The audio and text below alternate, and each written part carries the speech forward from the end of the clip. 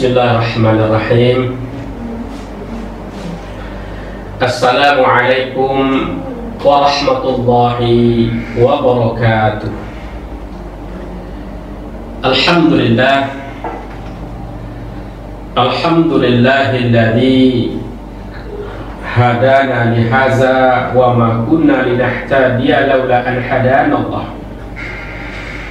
Asyhadu an la ilaha illallah wahdahu la syarika lah wa asyhadu anna Muhammadan abduhu wa rasuluhu la nabiyya ba'dah. Allahumma salli ala sayyidina Muhammad wa ala ali sayyidina Muhammad. Allahumma rabbi zidna ilma warzuqna fahma walhidna minas salihin. Saudara-saudaraku, para pemirsa, para pendengar dirahmati Allah Subhanahu wa taala. Alhamdulillah, bersyukur kita kepada Allah Subhanahu wa taala. Dengan izin dan rahmat dari Allah Subhanahu wa taala, kita bisa kembali bersama-sama untuk melanjutkan atau memulai kembali kajian-kajian kita, kajian tentang ilmu agama. Dalam hal ini kami akan membahas kajian tentang tafsir Al-Quran. Salawat berkamarkan salam lalu kepada terucapkan buat junjungan alam Nabi besar kita Muhammad sallallahu alaihi wasallam, dengan ucapan Allahumma salli ala sayyidina Muhammad wa ala ali sayyidina Muhammad. Saudara-saudaraku, para pendengar, para pemirsa, dimanapun saudara berada, semoga selalu diberikan rahmat Allah Subhanahu wa taala. Pada kesempatan ini kita akan memutalaah atau akan membaca, mengkaji tafsir Al-Quran, itu tafsir Jalalain, dan itu kita mulai dari surat yang pertama, yaitu surah Al-Fatihah. Para pendengar dirahmati Allah Subhanahu wa taala, surah Al-Fatihah ini terdiri pada 7 ayat. Surah Al-Fatihah ini terdiri dari 7 ayat. Jadi ada 7 ayat surah Fatihah itu. Bismillahirrahmanirrahim. Bismillahirrahmanirrahim. Alhamdulillahirabbil alamin. Arrahmanirrahim. Maliki yaumiddin.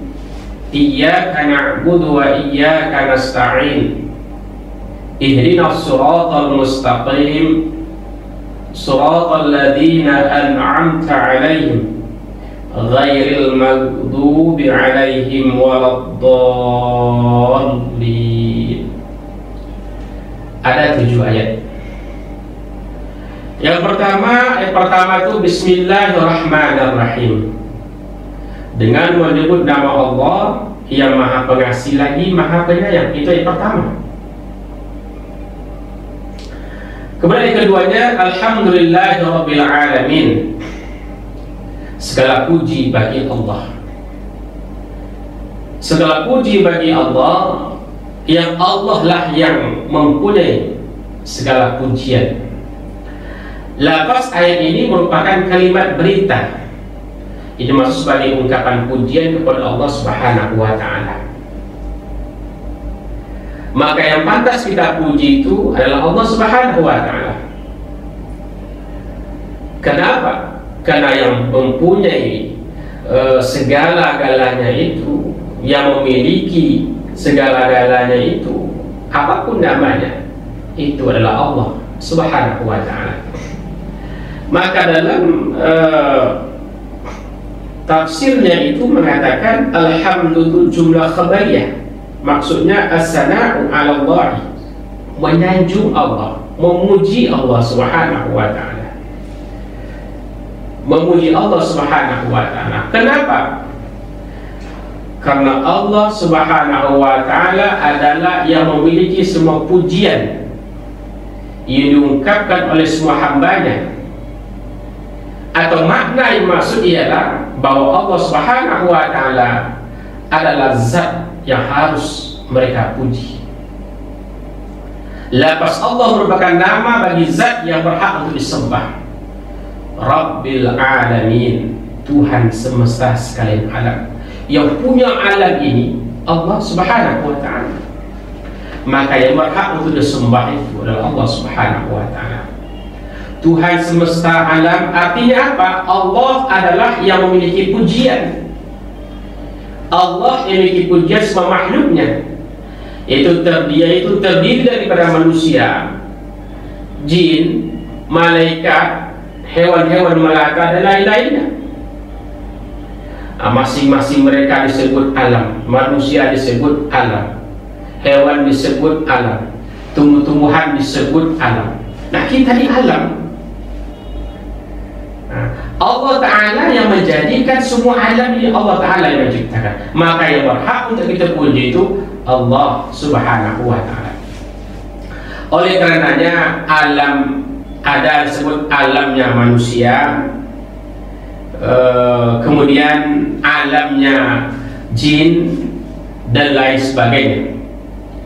Lafaz al-alamin, al-alamin Rabb, alhamdulillahi rabbil alamin. Al-alamin, lafaz al-alamin itu jemaah sekalian, para pendengar, itu dalam bentuk jamak, berarti umum, luas pembahasannya dalam bentuk jamak. Al-alamina dalam bentuk jamak, yaitu dengan memakai huruf ya dan huruf nun untuk menekankan makhluk berakal, berilmu atas yang lainnya.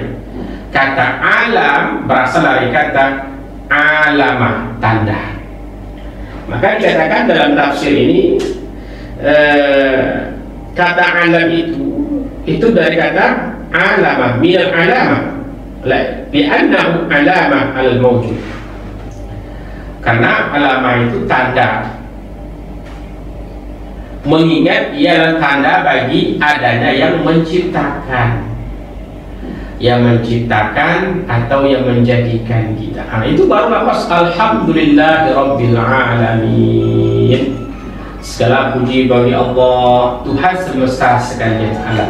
Maka yang berhak kita puji itu saudara sekalian Allah Subhanahu wa ta'ala.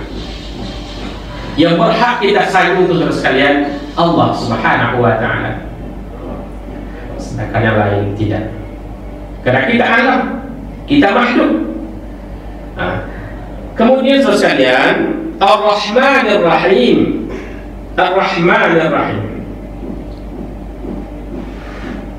apa artinya? Yang maha pemurah lagi maha penyayang. Allah bersifat Ar-Rahman, Allah bersifat Ar-Rahim. Pemurahnya semua dikasih, semua diberikan tanpa pilih. Mau salat, mau tidak, mau puasa, mau tidak, mau ibadah ataupun tidak, semua dapat kebagian. Buktinya kita tengok, semua orang dapat. Di dunia ini semua orang dapat, asal bekerja dosa dikasih. Begitu Ar-Rahman Allah Subhanahu wa ta'ala. Padahal Allah menjadikan kita, menciptakan kita ke permukaan bumi. Wa ma khalaqtul jinna wal insa illa liya'budun. Tidak kami jadikan jin dan manusia, kata Allah, kecuali untuk beribadah kepada Allah Subhanahu wa ta'ala. Maka Ar-Rahman Allah, Maha Pengasih Allah, ternyata semuanya dikasih. Mau orang ini sholat, mau orang ini tidak sholat, mau orang ini puasa, mau tidak puasa, mau berbusana muslim atau tidak, semua dikasih oleh Allah Subhanahu wa ta'ala. Begitu Allah Ta'ala rahmannya kepada kita. Kemudian Ar-Rahim, Maha Penyayang.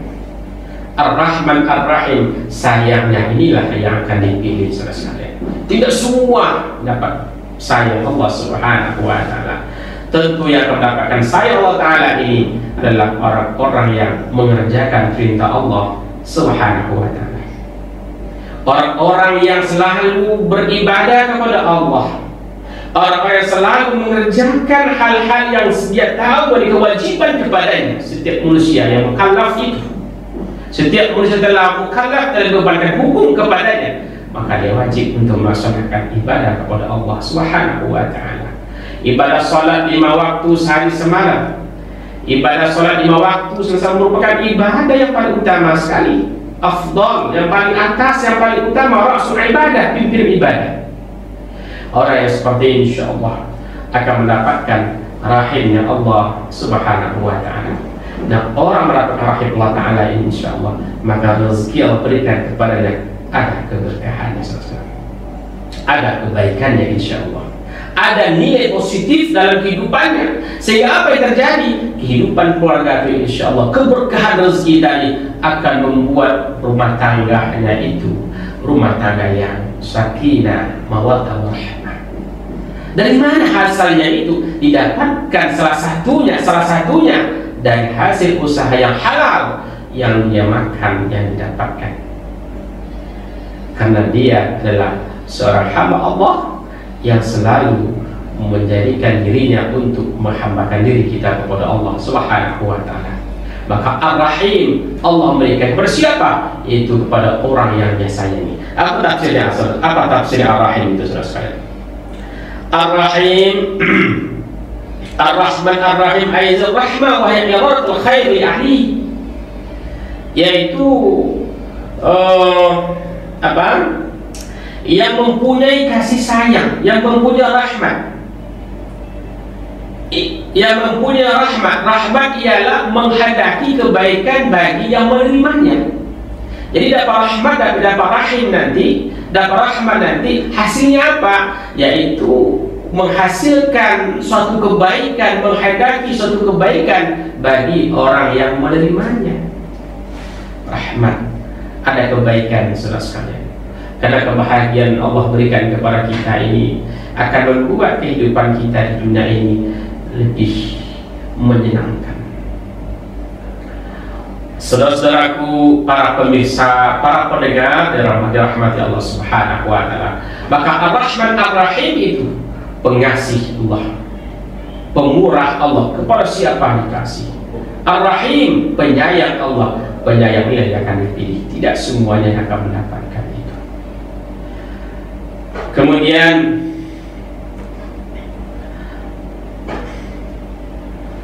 saudara-saudaraku, para pemirsa dirahmati Allah Subhanahu wa ta'ala, selanjutnya Maliki Yaumiddin. Maliki Yaumiddin, yang menguasai hari pembalasan, yang menguasai hari pembalasan di hari, yaitu hari kiamat besok. Hari pembalasan yaitu hari kiamat, yang mana seluruh manusia nanti akan hadir, akan timbul, akan ada nanti di situ, berkumpul semuanya, mulai dari umat Nabi Adam alaihissalam sampai umat Nabi Muhammad sallallahu alaihi wasallam, yang jumlahnya sangat luar biasa, bukan sedikit jumlahnya, triliunan manusia akan tertumpah ruah nanti. Mereka akan menengok kebesaran Allah Subhanahu wa ta'ala. Kita akan melihat nanti kebesaran Allah Subhanahu wa ta'ala, kekuatan Allah Subhanahu wa ta'ala yang sangat luar biasa, dikumpulkan begitu banyak nanti. Maka pada hari itulah Allah akan memberikan balasan-balasannya kepada kita. Walaupun dalam kubur juga sudah merasakan, tapi di situ kita akan lebih merasakan lagi. Kenapa? Karena kita akan ditengok, disaksikan oleh bukan juta, triliunan manusia nanti yang berhimpun pada waktu itu. Maka lafaz Yaumiddin disebutkan secara khusus karena di hari itu tiada seorang pun yang punya kekuasaan kecuali Allah. Tidak ada seorang pun yang bisa menolong, tidak ada seorang pun yang bisa membantu pada waktu itu. Allah Subhanahu wa ta'ala satu-satunya yang bisa memberikan pertolongan. Ada Allah yang bisa memberikan bantuan pertolongan kepada siapa yang dikehendaki, tentunya kepada hambanya. Hamba Allah yang semasa hidup di muka bumi ini, insya Allah hidupnya dalam keadaan saleh, hidup dalam ta'at ahli ibadah, maka jadilah kita seorang hamba Allah yang saleh, hamba Allah yang ahli ibadah, yang menjadikan ibadah sebagai kebutuhan bagi kita, seperti kita merasakan makan kebutuhan bagi kita, makan kebutuhan bagi kita. 3 kali sehari itu makan, belum jajanannya, mana rokok lagi, banyak sekali jumlah yang dimakan. Itu betul. Kenapa? Kita merasakan jasmani kita butuh. Dengan itu malah justru kalau kita tidak makan, yang terjadi apa saudara sekalian? Loyo, lemas, tidak bersemangat, tidak bergairah. Kenapa? Jasmani kita belum diberikan makanan. Jasmani kita belum diberikan makan, maka perlu kita untuk makan itu. Maka ibadah kita kepada Allah Subhanahu wa ta'ala hendaknya kita jadikan juga seperti itu, seperti makan. Contohnya waktu zuhur, waktu sholat masuk, sebelum kita ketemu dengan zuhur, rasanya hati itu berat sekali rasanya, maka kita memikul suatu beban di pundak kita. Berarti artinya apa? Kita butuh untuk sholat secepat mungkin supaya beban di pundak kita bisa terlepas. Beban di pundak kita ini bisa terlepas sekali. Nah itu apabila orang sudah merasakan lezatnya, enaknya ibadah salat, rasanya merasakan lezat, rasa enaknya ibadah salat, maka insya Allah dia akan mendapatkan kebahagiaan. Di saat sudah selesai salat, maka hatinya betul-betul terasa lapang. Dunia ini betul-betul nampak luas. Tadi nampaknya sempit, kelam, gelap. Kenapa? Tidak kelihatan. Kenapa? Seolah-olah dia membawa beban yang dipikulnya sangat berat yang belum dia selesaikan untuk sampai kepada tujuannya. Saudara-saudaraku, para pemirsa, para pendengar dirahmati Allah Subhanahu wa ta'ala. Kemudian dalam surah Al-Mu'min ayat 16 Allah berfirman yang artinya, kemudian siapakah kerajaan pada hari itu pada hari kiamat? Kemudian Allah lah yang Maha Esa kemudian kepada siapakah kerajaan pada hari itu, pada hari kiamat? Kemudian Allah lah yang Maha Esa lagi malah Maha mengalahkan. Al-Mu'min ayat 16 artinya, dan kekuatan apapun yang terjadi pada hari itu, kekuasaan terbesar pada hari itu cuma satu, di kuasa Allah Subhanahu wa ta'ala. Tidak ada kuasa apapun sekalian, tidak ada kuasa apapun, cuma satu, itu kuasa Allah Subhanahu wa ta'ala. Malaikat itu juga kuasa Allah Ta'ala, Nabi itu juga dalam kuasa Allah Ta'ala, semuanya dalam kekuasaan Allah Subhanahu wa ta'ala. Apalagi kita manusia, tidak satu pun yang bisa berbuat apa-apa nanti pada waktu itu tanpa izin Allah Subhanahu wa ta'ala. Kemudian bagi orang yang membacanya maliki, maknanya menjadi dia yang memiliki semua perkara di hari kiamat. Nah, ada yang baca maliki, jadi dipanjangkan.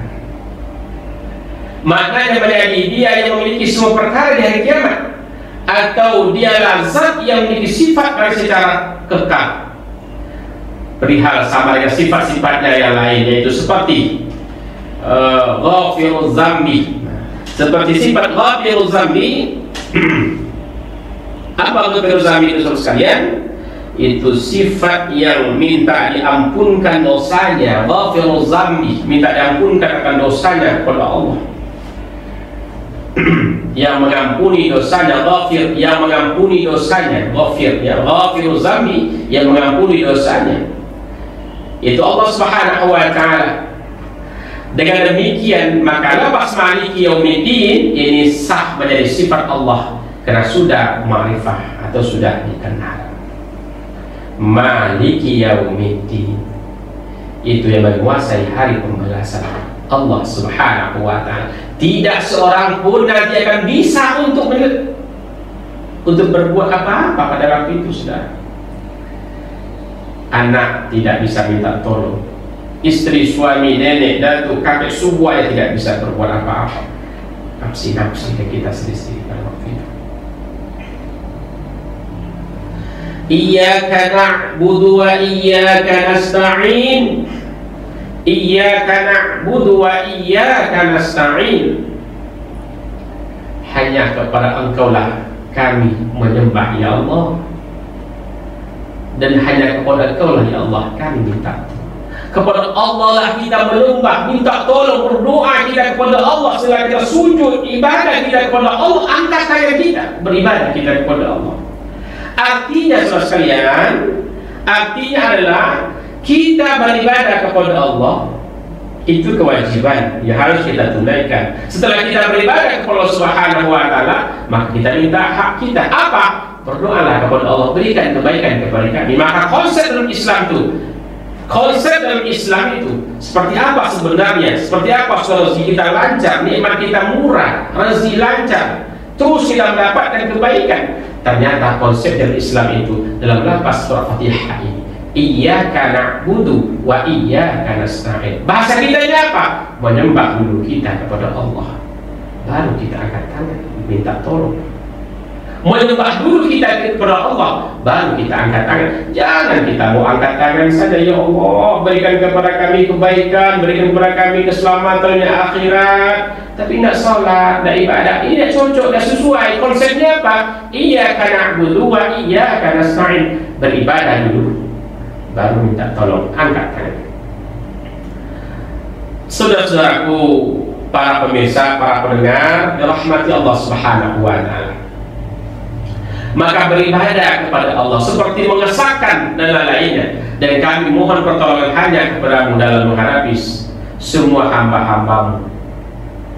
Jadi kita minta tolong hanya kepada Allah. Apa yang kita alami, apa yang kita rasakan hari ini, silakan mengadu kepada Allah. Apa yang masalah kita hari ini, silakan sampaikan kepada Allah. Sebut apa yang kita mau, saudara sekalian. Sampaikan apa yang kita harapkan. Tidak ada masalah. Malah justru Allah suruh kita seperti itu. Ud'uuni astajib lakum, minta kepadaku, berdoa kepadaku, akan kabulkan kata Allah. Minta kepada Allah, disuruh kita berbaik minta. Malah justru orang tidak mau berdoa itu, saudara sekalian, adalah hamba Allah atau manusia yang dikatakan congkak ataupun sombong. Dia sudah merasa puas, sudah merasa lengkap, cukup dan sebagainya. Padahal kita masih jauh dari kesempurnaan, jauh dari kecukupan. Masih banyak kita kekurangan sekali. Masih banyak kita kekurangan, masih banyak yang kita butuhkan pada hari ini. Belum satu pun di antara kita yang cukup, yang kaya dikatakan cukup. Tidak, masih banyak lagi yang dibutuhkan daripada kita. Coba tengok saudara. Kadang-kadang kita malah orang kaya itu tidurnya nggak bisa full, mendapatkan 5 jam semalam itu mungkin tidak dapat. Kenapa? Sibuk berhartanya, memikirkan itu. Mandinya juga mungkin terlambat, makannya terlambat. Dia kaya luar biasa memang, tapi kenapa? Ternyata juga tidak bisa menjadikan kekayaan itu untuk membuat dia mendekatkan diri kepada Allah, membuat hati tenang dan batin itu tenang. Tidak. Yang membuat batin kita tenang, hati kita tenang, jiwa kita tenang, saudara sekalian, adalah dengan ibadah kita kepada Allah Subhanahu wa taala. Beribadah kita kepada Allah Subhanahu wa taala. Zikir artinya ingat kita kepada Allah.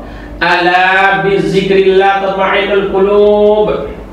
Ingat, dengan zikir kepada Allah hatimu bisa tenang. Dengan zikir kepada Allah jiwamu bisa bahagia. Dengan dekat kepada Allah, jiwamu akan selalu mendapatkan kebahagiaan. Dan ini tidak dijual di rumah sakit, tidak dijual di apotek, tidak dijual di tempat-tempat lain. Untuk kebahagiaan, ketentraman, kenyamanan diri kita itu, kebahagiaan yang sangat luar biasa, saudara sekalian. Nah, inilah yang kita dapatkan kalau kita beribadah kepada Allah Subhanahu wa taala. Maka qala iyyaka na'budu wa iyyaka nasta'in. Artinya apa, saudara sekalian? Akan Engkaulah kami menyembah, ya Allah, dan kepada Engkaulah kami minta tolong, ya Allah. Maka silakan sampaikan segala hajat kita. Sebutlah apa yang kita inginkan, sampaikan segala yang kita butuhkan. Silakan, disuruh kita seperti itu, saudara-saudara. Makanya orang minta kepada selain Allah tidak boleh. Meminta kepada selain Allah seperti meminta kepada dukun, percaya kepada hal yang lain yang tidak ada, yang tidak berada dalam agama kita, itu tidak boleh. Maka kita disuruh silakan beribadah, silakan angkat tangan minta kepada Allah. Tapi ingat, meminta kepada Allah Ta'ala itu tentulah dengan ibadah kita. Nah, ketika sholat lima waktu, selesai sholat, silakan katakan beribadah kepada Allah, berdoa, sebutlah.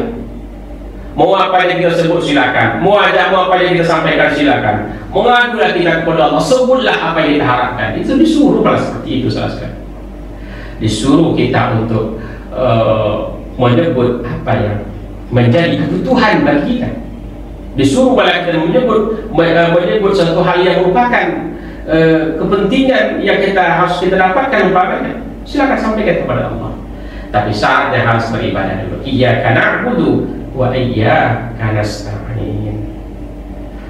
Saudaraku, para pemirsa, para pendengar dirahmati Allah Subhanahu wa taala. Kemudian ihdinas siratal mustaqim. Ihdinas siratal mustaqim. Ihdi itu dalam bentuk fi'il amar.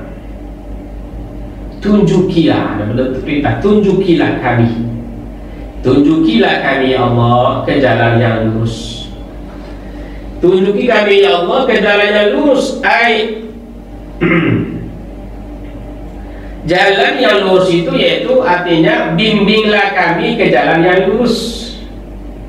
Bimbinglah kami ke jalan yang lurus. Kemudian dijelaskan pada ayat berikutnya nanti. Jadi pada ayat berikutnya nanti dijelaskan kemana yang dimaksud itu, jalan lurus itu apa gitu pada ayat selanjutnya.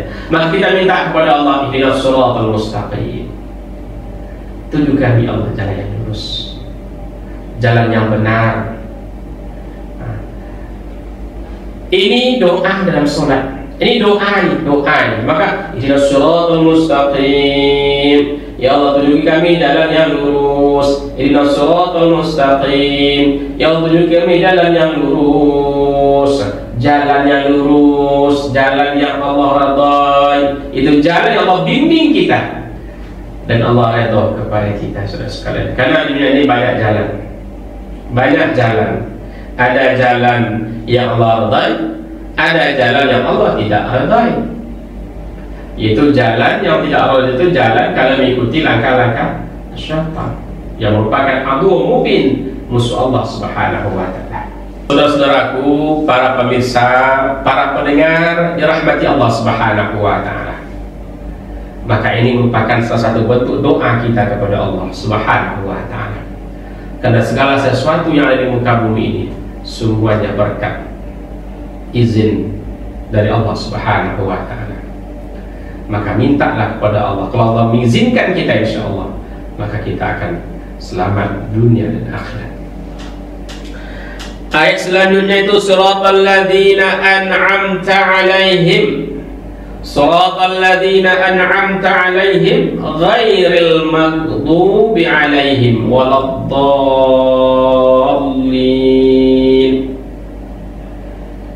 Tadi di atas katanya tunjuk kami jalan yang lurus. Jalan yang mana yang masuk di situ, saudara sekalian? Ayat ketujuh ini jalan mana? Yaitu jalan orang-orang yang telah engkau beri nikmat kepadanya. Jalan orang yang telah beri nikmat kepadanya, yaitu jalan-jalan orang yang telah kau beri nikmat kepadanya bil hidayati, dengan nikmat hidayah, meliputi petunjuk hidayah. Kemudian diperjelas lagi maknanya oleh ayat berikutnya, jalan yang telah engkau beri nikmat atas mereka. Siapa mereka itu, saudara sekalian? Para nabi, para rasul. Siapa lagi? Para alim ulama, para tabi'in, para sahabat. Dan mereka itu sudah berkah hidayah dan Allah Subhanahu wa taala. Nah, jalan mereka inilah yang kita minta, yaitu jalan orang-orang yang telah kau anugerahkan nikmat kepada mereka, para nabi, para rasul, para sahabat, para tabi'in, para ulama-ulama salafus saleh, para buya-buya kita yang kasar, para kiai-kiai kita yang saleh. Kita minta kepada Allah Ta'ala, kita minta kepada Allah untuk diberikan kepada kita jalan seperti itu. Supaya apa? Supaya kita insya Allah bisa selamat dunia akhirat, bisa selamat, bisa bahagia dan mendapatkan ketenangan. Itu insya Allah dengan kebahagiaan yang hakiki. Saudara-saudaraku para pemirsa dirahmati Allah Subhanahu wa taala, ghairil maghdubi alaihim waladdallin, bukan jalan. Bukan jalan siapa? Mereka yang telah Engkau murkahi ya Allah. Yang dimaksud di situ adalah orang-orang Yahudi. Yang dimaksud di situ ghairil maghdubi alaihim wa hum yahud wa humul yahud, dan mereka itu Yahudi yang mereka itu tidak mendapatkan jalan yang baik si Allah Subhanahu wa taala. Kenapa? Karena mereka terikat kepada Allah Subhanahu wa taala. Dan bukan pula selain mereka yang sesat, dan bukan pula mereka yang sesat, dan bukan pula mereka yang sesat, bukan jalan, dan bukan pula mereka yang sesat. Yang dimaksud yang sesat itu adalah orang-orang yang beragama Nasrani, orang-orang yang beragama Yahudi. Di mereka digolongkan kepada orang-orang yang sesat atau orang-orang yang tidak mendapatkan hidayah dari Allah Subhanahu wa taala. Siratal ladzina an'amta 'alaihim ghairil maghdubi 'alaihim waladdallin. Amin. Itu jalan orang-orang yang telah Engkau bernikmat atas mereka, dan bukan jalan orang yang telah Engkau murkai, marahi atas mereka, dan tidak pula jalan orang yang telah Engkau sesatkan. Orang yang sesatkan itu siapa? Di sini disebutkan di tafsirnya adalah wa hum yahud waladdallin. Nah, di sini disebutkan waladdallin itu hum an-nasara. An-nasara itu Nasrani. Nasrani itu kalau sekarang itu agama Kristen. Nah, maka menjelaskan di sini bahwa orang-orang yang mendapat hidayah, orang-orang yang mendapat hidayah itu bukan orang-orang Yahudi dan bukan pula orang-orang Kristen. Jadi orang Yahudi tidak dapat hidayah, orang Kristen tidak dapat hidayah. Kemudian saudara sekalian, Yahudi bukan pula orang-orang Kristen. Hanya Allah yang maha mengetahui, dan kepadanya lah dikembalikan segala sesuatu. Semoga selawat dan salam yang dicurahkan kepada junjungan kita Nabi besar kita Muhammad sallallahu alaihi wasallam beserta keluarga dan sahabatnya, para pengikut-pengikutnya. Semoga kita nanti mendapatkan syafaat daripada Rasulullah sallallahu alaihi wasallam. Inilah terjemahan atau tafsir singkat daripada surah Al-Fatihah itu yang kita baca setiap hari, berapa kali sehari. Dalam sholat kita baca. Dalam sholat kita baca. Kenapa? Al-Fatihah ini rukun sholat. Al-Fatihah ini rukun sholat. Maka kalau kita tinggalkan kalau kita tinggalkan atau tidak kita baca, maka sholat kita tidak sah. Para pemirsa, para pendengar dirahmati Allah Subhanahu wa taala, maka perlu kita mempelajari Fatihah ini untuk tahsinul Quran, membaca dengan cara baik sesuai dengan tajwidnya. Banyak sekarang yang bertempat melaksanakan kegiatan tahsin Quran. Tahsin artinya apa? Membaguskan bacaan sesuai dengan ilmu tajwidnya. Makhraj huruf, tempat keluar hurufnya kita pelajari dengan baik. Kalau seandainya juga tidak bisa, tapi kita sudah berusaha, ya kita serahkan kepada Allah Ta'ala. Kita sudah berusaha semaksimal mungkin, kita sudah berusaha melaksanakan, belajar dengan baik, tapi ternyata belum, karena kondisi dan keadaan yang menghukum pada waktu itu. Ya, kita serahkan kepada Allah Subhanahu wa Ta'ala. Para pendengar dirahmati Allah Subhanahu wa Ta'ala. Nah, maka surah Al-Fatihah ini adalah merupakan surat pembuka di Al-Quran. Diletakkan di surah pertama dari surah Al-Quran, di dalam Al-Quran, dalam mushaf Al-Quran ini. Dari surah 114 surat, 114 surat, maka surah Fatihah diletakkan pada tingkatan pertama atau di awal. Maka Al-Fatihah disebut Ummul Quran. Surah Fatihah disebut Ummul Quran, artinya adalah ibunya Al-Quran. Maka ibunya Al-Quran itu yang jumlah ayat 6.600 sekian ayat, yang jumlah suratnya 114 surat, jumlah juznya 30 juz, ibunya adalah Al-Fatihah. Maka kita disuruh setiap ada kegiatan pengajian awali dengan Al-Fatihah, tutup dengan Al-Fatihah paling kurang. Karena Al-Fatihah itu, surah Fatihah adalah ibunya Al-Quranul Karim.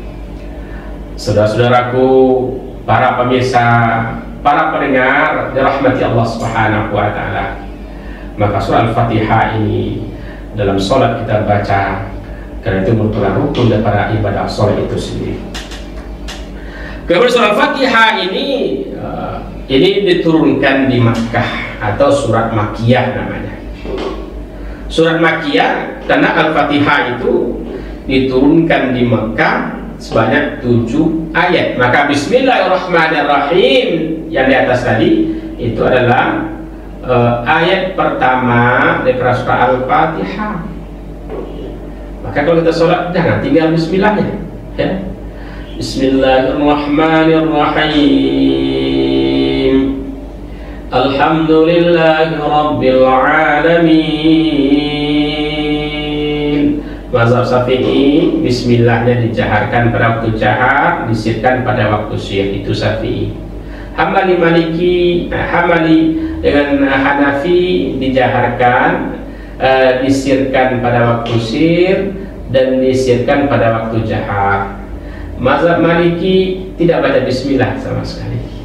Tapi silakan kita mau milih yang mana, kita suka yang mana, itu hak ada pada kita masing-masing. Jangan kita permasalahkan hal seperti itu yang membuat hubungan kita sama muslim itu renggang gara-gara hanya seperti itu.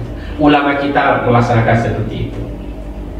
Kita tengok aja di Mekah, saudara sekalian, orang baca Fatihah sholat, yang ada yang menjaharkan Bismillah, ada yang mensirkan. Tapi di Mekah atau Madinah itu memang mensirkan Bismillah.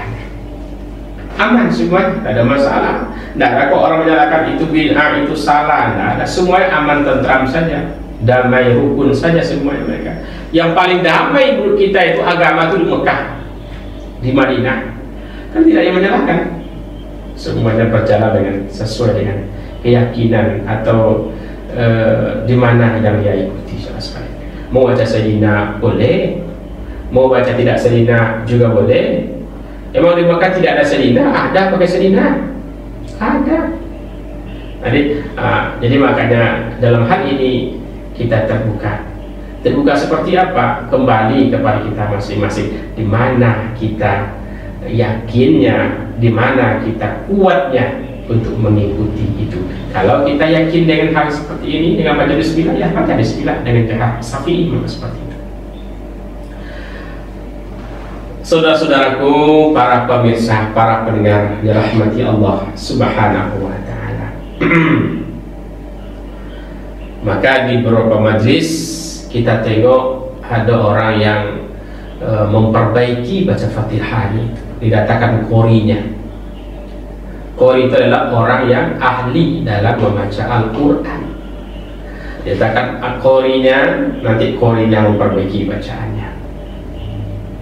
Didatangkan di situ orang yang mampu untuk menggunakan atau membaca dengan baik sesuai dengan tajwidnya, sesuai dengan makhraj hurufnya, ya. Sehingga insya Allah ibadah sholat kita menjadi ibadah yang diterima oleh Allah Subhanahu wa taala. Ini jangan kita pernah sepele, saudara.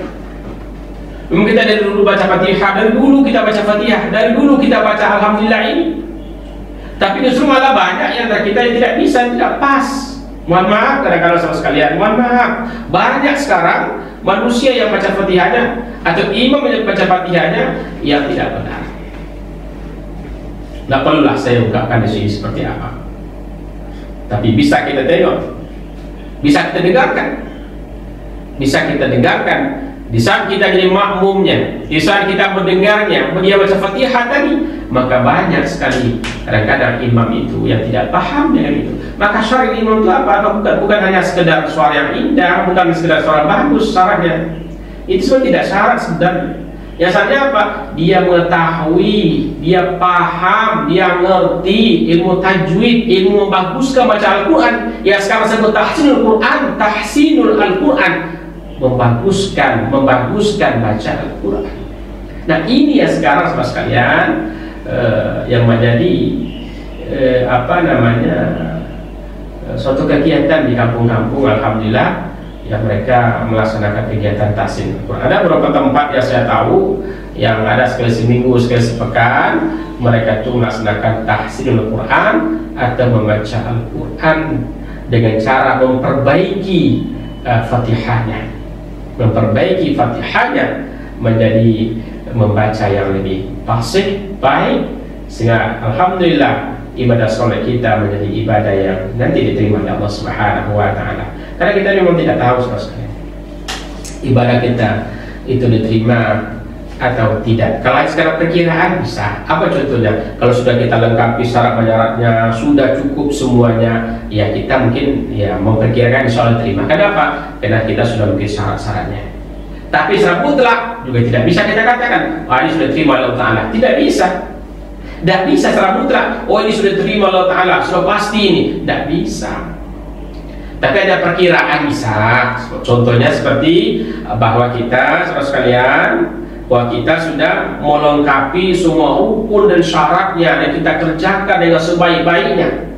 Kita sholat, insya Allah mungkin diterima oleh Allah Ta'ala. Perkiraan juga, tapi pasti tidak. Maka oleh sebab itu kepada kita bersama-sama para pendengar, perbaiki Al-Quran, Fatihah kita itu. Perbaiki Fatihah kita, baca dengan baik dan sungguh-sungguh. Supaya apa saudara sekalian? Supaya insya Allah ibadah salat kita itu menjadi ibadah yang diterima oleh Allah Subhanahu wa Ta'ala. Para pemirsa, para pendengar dirahmati Allah Subhanahu wa Ta'ala. Di dalam kehidupan kita ini kadang-kadang Bapak Ibu sekalian, para pendengar, banyak sebagian yang cuek, yang tidak mau ambil peduli, diserahkan semuanya. Ya sudahlah, kita sudah belajar, sudah ini, sudah itu, diserahkan semuanya. Artinya dia tidak ambil pusing, mau bagus, mau tidak, mau terima atau tidak, pokok sudah laksanakan. Ini tidak benar seperti itu. Kita disuruh belajar. Kita disuruh belajar untuk membaca dengan baik. Dia disuruh belajar untuk menuntut ilmu tentang ilmu ini. Karena ilmu mempelajari Fatihah, mempelajari Al-Quran itu, ini ilmu yang sangat penting sekali, saudara sekalian. Kenapa? Al-Quran itu asasuddin, dasar agama, asasul hayat, dasar hidup. Maka ajarkan, bacalah Al-Quran itu oleh kita. Pelajari Al-Quran itu dengan baik, sesuai dengan makharijul huruf atau ilmu tajwidnya. Jangan asal-asalan baca saja sehingga dia menganggap ibadahnya sudah sah. Ya belum tentu, karena kita tidak tahu sampai seperti apa ibadah kita itu yang diterima oleh Allah Subhanahu wa Ta'ala. Tidak tahu dia sebenarnya. Para pemirsa, para pendengar dirahmati Allah Subhanahu wa Ta'ala.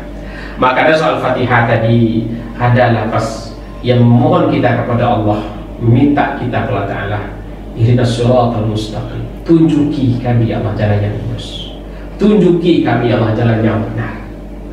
Nah, jalan yang lurus, jalan yang Allah ridai, jalan yang mana jalan itu dilalui oleh para ulama-ulama, para rasul, para nabi, para sahabat-sahabat, yang mereka itu alhamdulillah mendapatkan hidayah dari Allah Subhanahu wa Ta'ala. Itu hidayah Islam yang mereka rasakan, bahwa dengan nikmat Islam itu alhamdulillah mengangkat darjatnya, menjadi manusia yang terhormat di mata manusia, begitu di mata Allah Subhanahu wa Ta'ala.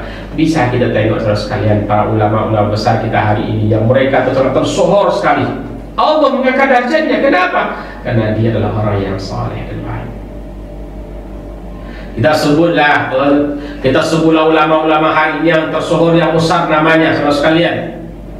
Buya kita Abdul Samad. Sampai lagi saudara sekalian, kalau untuk Jakarta itu nasionalnya Aagim.